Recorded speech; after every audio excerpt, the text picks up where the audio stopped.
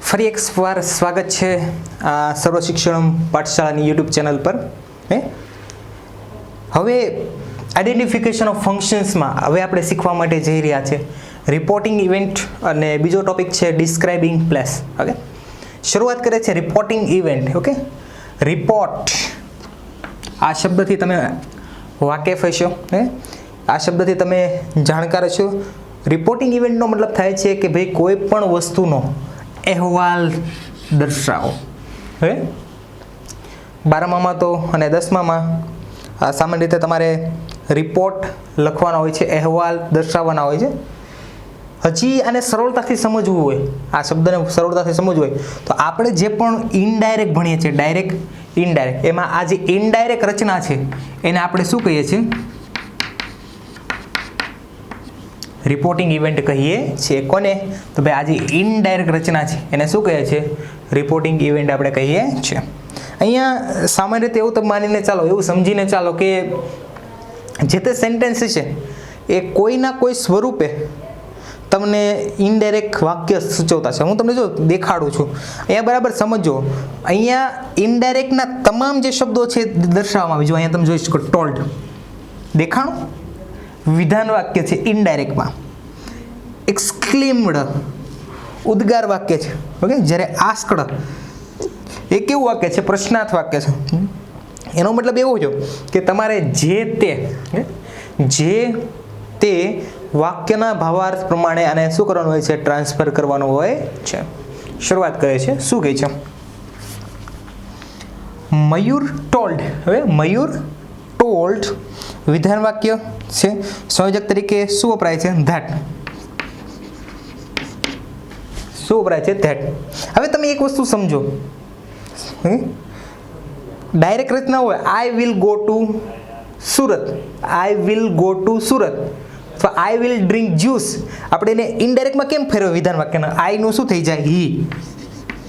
વિલનું wood, ગોનું go to Surat. થઈ ગયું? આ થઈ ગઈ ઇનડાયરેક્ટ નેરેશન. વાત પૂરી થઈ ગઈ. ઓકે, વિધાન વાક્ય Mayur told that he would go to Surat. અથવા તો તમે આમ પણ બની શકો, Mayur told Meenakshi that he would go to Surat. બરાબર? ઓકે, ત્યાર પછી એક્સક્લેમ્ડ, ઉદ્ગાર વાક્ય. હવે આપણે માની લો કે ઉદ્ગાર બનાવવું છે, કોઈ વાક્ય છે. હવે એને એવું વાક્ય છે કે ભાઈ આઈ વોન ધ મેચ, મેચ જીતી ગયા. આઈ વોન ધ મેચ, ખુશી થઈ. તો આપણે લખી નાખીએ છીએ, શું બને છે?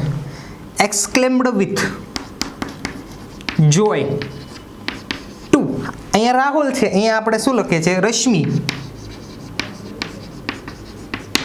હવે સંયોજક તરીકે ઉદ્ગાર વાક્યમાં શું વપરાય છે? ધેટ.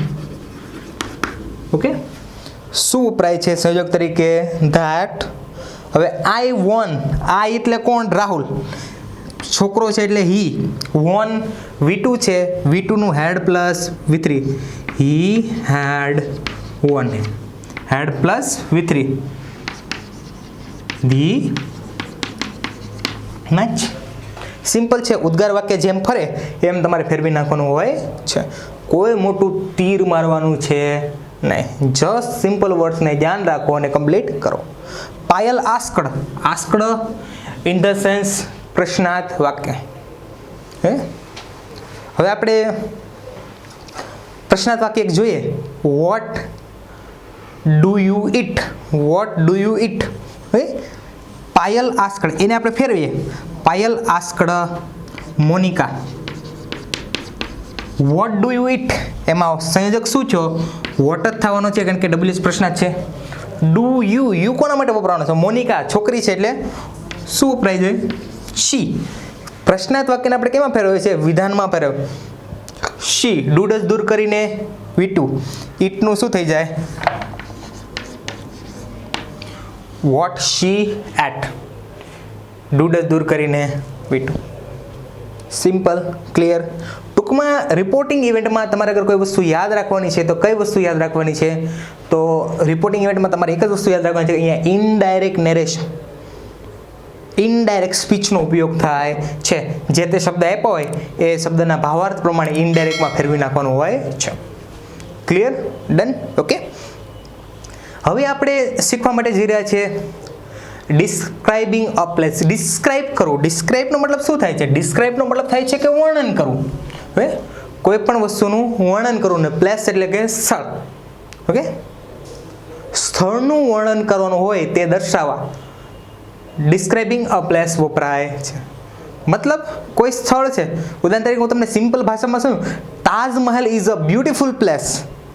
તાજમહેલ એક સુંદર સ્થળ છે. ઓકે, વર્ણન કર્યું ને આપણે, સેમ ટુ સેમ એ છે. અહીંયા પણ કયા શબ્દનો ઉપયોગ કરવાનો છે?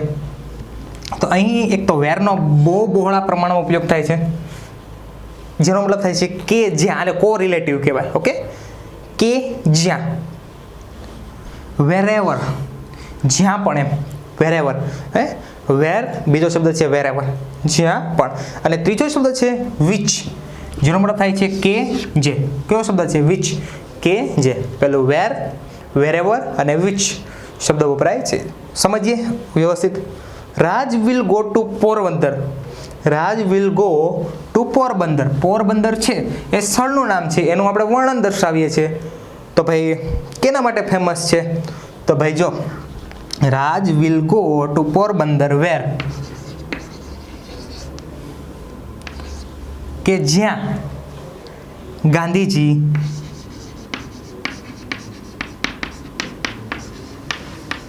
બોર્ન. વેર ગાંધીજી બોર્ન, કે જ્યાં ગાંધીજીનો શું થયો હતો? જન્મ થયો હતો. ક્લિયર? સિમ્પલ, કોઈ અઘરું છે નહીં. પોરબંદર કેના માટે ફેમસ? કે જે ગાંધીજી માટે, કે ભાઈ હા એનો જન્મ ત્યાં થયો હતો. આઈ વિલ કમ, હું આવીશ. હે, વેરેવરના ઉપયોગથી જ્યાં પણ,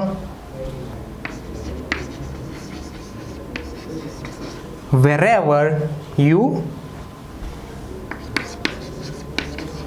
call me. I will come wherever you call me. Call me એટલે કે બોલાવું. હે, wherever એટલે જ્યાં પણ, જ્યાં પણ તું બોલાવીશ ત્યાં હું આવીશ. અથવા તો હજી સિમ્પલ બીજું બનાવે, I will come wherever you go. જ્યાં પણ તું જઈશ ત્યાં હું શું કરીશ? આવીશ. હે, જગ્યા દર્શાવવાની છે કે જ્યાં પણ જાણો. તું અમદાવાદ જાતો ત્યાં પણ આવીશ, મુંબઈ જાતો હું ત્યાં પણ આવીશ. રેડી? ત્યાર પછી Saputara. Saputara is the place. Okay, વિચનો ઉપયોગથી બનાવશું. હે, સાપુતારા ઇઝ ધ પ્લેસ. હવે વિચ ઇઝ,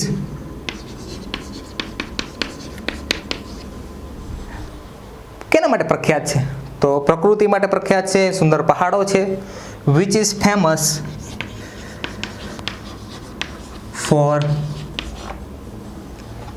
નેચર.